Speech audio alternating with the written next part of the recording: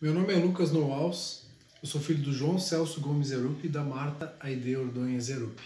Minha mãe é argentina e desde criança a gente viajava para a Argentina praticamente todos os anos, até os meus 10, 12 anos de idade. E a gente tinha essa experiência com outra cultura, isso me enriqueceu muito, acredito eu, culturalmente, conhecer outro país, conhecer outra realidade, né? A gente amplia um pouco a visão de mundo. O meu pai é artista plástico, sempre trabalhou com arte também, em casa sempre foi um lugar repleto de arte, né? Por conta dos trabalhos do meu pai.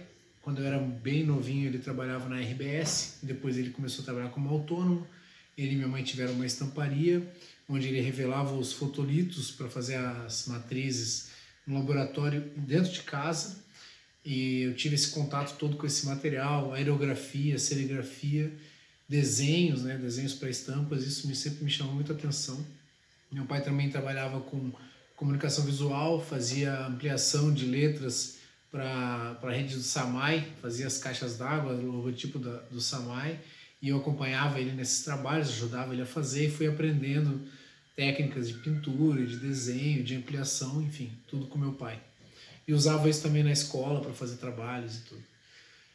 O padrasto do meu pai, José Cláudio Noaus, de quem eu herdei o nome Noaus, que agora é minha assinatura. Ele era desenhista também, cenógrafo, trabalhou na TV Record, na TV Gaúcha, na TV Difusora, e além disso fazia decorações para ambientes, para clubes de carnaval, e, enfim. O pai do meu pai, o vô Erup, o Luiz Celso Gomes Erup, ele também trabalhava muito com arte, era desenhista, foi responsável pelo instituto, na verdade, né, de tradição gaúcha, trabalhava com cinema e com figurino, ele recuperou, né, muita coisa da indumentária, das roupas tradicionais gaúchas, né, para o cinema e tal, e até hoje o material dele é muito válido, muito vasto também lá no Rio Grande do Sul. Bom, a minha trajetória pessoal mesmo começou em 1996, quando eu tinha mais ou menos uns 13 anos de idade, e meu pai pegou um serviço para fazer na Escola Charlotte, na Feira de Natal da Charlotte, que acontecia no pavilhão da Finarreco aqui em Brusque, e ele conseguiu fechar um serviço para apresentações artísticas de boneco de manipulação. Então ele fez os bonecos, mas ele não tinha a história. Então eu comecei a ver os bonecos e comecei a escrever a história dos personagens. Meu pai gostou bastante desse material que eu comecei a desenvolver e pediu para que eu continuasse. No fim da história eu escrevi todo o roteiro da peça, escrevi todas as músicas dos personagens, peguei e fiz a trilha sonora com materiais que eu tinha em casa, fita cassete e instrumento, violão, e o que eu tinha em casa fui desenvolvendo a trilha sonora, fiz todo o roteiro, todas as músicas, toda a trilha sonora da peça e atuei na peça também. Foi uma bela experiência artística porque a gente apresentou para centenas de pessoas, as escolas iam e a sociedade ia para essa feira, e não sei exatamente o público total, mas eu fiquei muito feliz de poder ter feito isso. Então a partir daí eu comecei a gostar mais dessa parte também de apresentação, de estar junto com o público, né? Em 1999, minha família mudou para Florianópolis.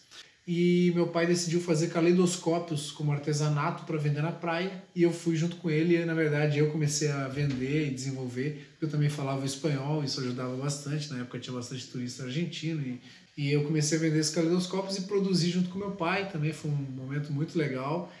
Em 2001, ainda lá em Florianópolis, houve uma apresentação de teatro, lá no Estreito, organizada pelo Paulo Weiner Schwarzalp, através da Igreja Viva, e eu assisti essa peça, me impactou muito, me impactou tanto que além de assistir a peça eu me envolvi com esse grupo de teatro e passei a fazer parte desse grupo daí então, e em 2002 ali até 2009 a gente fez muitas apresentações em diversos momentos, em diversos locais aqui em Brusque, na Praça Barão de Schnebel, no Shopping Gracker, em várias escolas, a gente fez muitos eventos.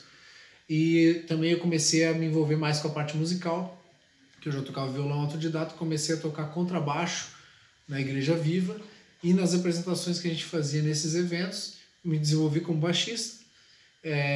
Eu lembro que a gente fez diversas apresentações também, nas quais eu destaco em 2004 a apresentação do COMAN, Conselho Municipal de Drogas. Na verdade eles fizeram um concurso, a gente participou e ganhou o primeiro lugar com teatro, e eu ganhei em segundo lugar com escultura. Eu fiz uma escultura de argila e ganhei o prêmio de segundo lugar e fiquei muito feliz com o prêmio, que era uma viagem para o Beto Carreiro, e eu aproveitei ao máximo também. E foi muito legal ter participado, ter feito uma escultura e ter trazido arte e ainda assim ganhado um prêmio com isso. Né? Em 2005, a gente organizou um evento também inesquecível lá no Ribeirão Tavares, onde a gente arrumou uma casinha de boneca que estava um pouco deteriorada, a gente reconstruiu ela e a gente doou para uma creche carente lá no Ribeirão Tavares. E a gente também comprou presentes para as crianças e fizemos um evento com música, com teatro, com todas essas coisas também lá. Foi muito marcante, muito importante também na minha carreira. Em 2007, participei do Festival Cesiano da Canção, porque eu trabalhava numa metalúrgica nesse período, estava recém-casado, trabalhava numa metalúrgica e participei do Festival da Canção ali, tirei o primeiro lugar, participei do Municipal e fui parar no Estadual lá em Caçador. Foi uma experiência também na música muito legal, muito interessante para mim. Em 2008, em 2009, eu e minha esposa, a gente começou um projeto chamado Projeto Vida e Arte, na Escola Augusta Dutra, na Limeira, onde a gente morava. A gente viu que havia uma necessidade muito grande de intervir junto às crianças e adolescentes e pré-adolescentes no bairro, por uma série de questões sociais também. E a gente viu a arte como um vetor para trazer todos os valores que eram necessários para aquela comunidade. E foi um momento muito intenso, artístico e cultural, dos quais também tenho foto no meu portfólio e tenho como mostrar várias coisas. E, inclusive, até hoje a gente convive com músicos aí na cidade que passaram por lá. A exemplo da Kat, da banda Milps, que é multi-instrumentista e vocalista.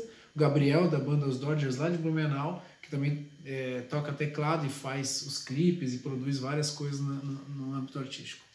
Em 2010, a gente foi morar em Vitória, no Espírito Santo, em busca de outras oportunidades. E lá eu comecei a integrar o grupo de teatro da Igreja Presbiteriana Renovada. Criei o grupo, na verdade, a gente apresentou em vários lugares, em Governador Valadares, Minas Gerais, Resplendor, Minas Gerais, lá em Vitória, nos municípios circunvizinhos também da grande capital. E também integrei o Ministério de Louvor, o grupo de música da igreja, liderei o grupo de música, toquei contrabaixo, cantava e apresentava em diversos locais, nos cultos também, e participei bastante desses ministérios, desses grupos, né, artísticos dentro dessa igreja. Em 2015 a gente retorna para Brusque e eu comecei a dar aulas e a facilitar, no caso, trabalhar como facilitador e professor ali no grupo Red Kids, que é um grupo que trabalha com musicalização de crianças e adolescentes e pré-adolescentes. Fiquei de 2015 a 2017, fizemos apresentações na Unifeb, em alguns lugares aí pela cidade também, diversas apresentações. Encerramos esse grupo em 2017 por outros motivos.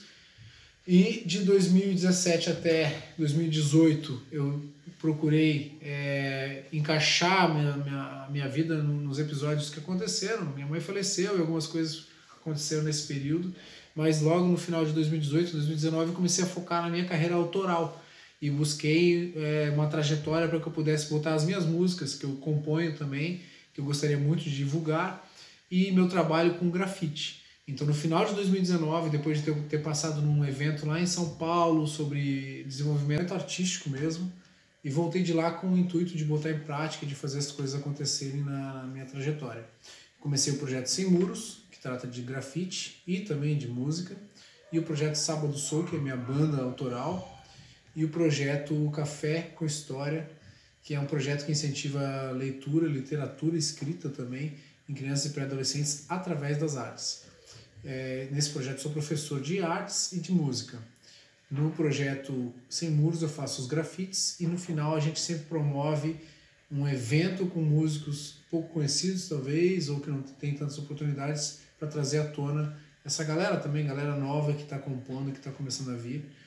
E o projeto Sábado Soul, o projeto de músicas autorais, que a gente está com o intuito também de começar a gravar e de lançar essas músicas. A gente fez 2 lives esse ano, e a gente não pôde participar de muitas coisas e nem fazer muitos eventos. Tivemos quebra de alguns contratos ainda, tivemos que desfazer alguns contratos por causa da pandemia, de uma série de eventos que a gente estava planejando fazer. Estamos aguardando agora o retorno, né, à normalidade para a gente poder voltar a fazer os eventos que a gente tanto anseia, precisa fazer também.